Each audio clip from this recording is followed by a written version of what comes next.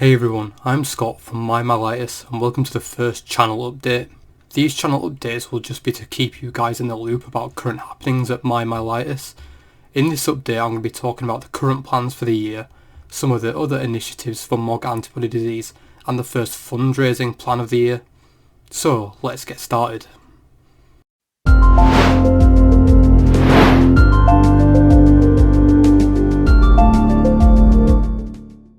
Okay, so the first thing to update you guys on is the Scott Story playlist.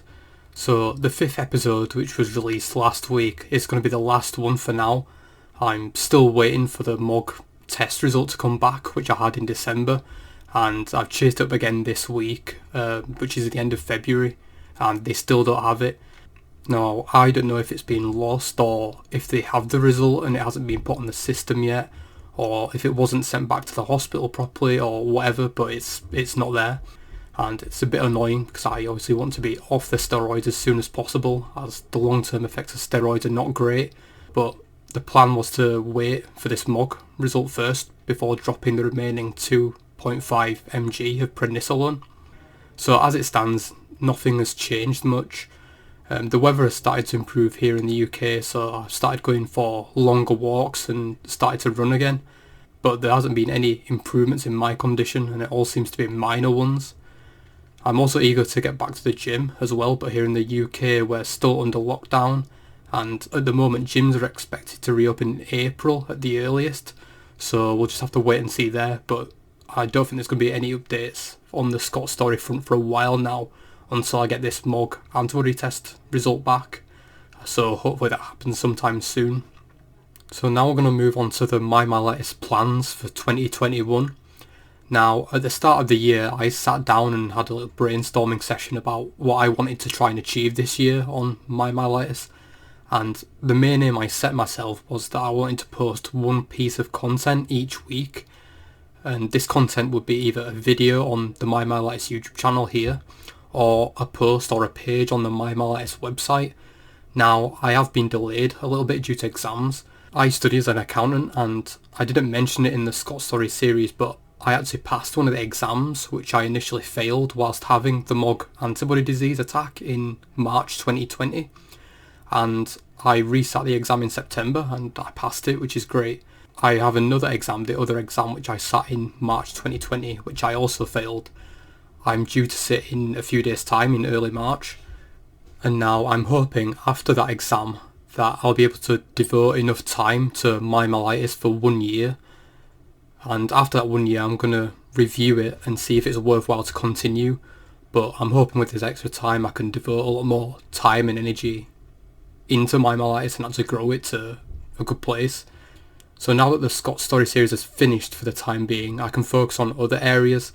And to be honest, I'm kind of glad, as I'm getting a bit sick of telling my story, but I think it's kind of important for you guys to understand what my experiences were and where I am coming from as someone diagnosed with MOG antibody disease.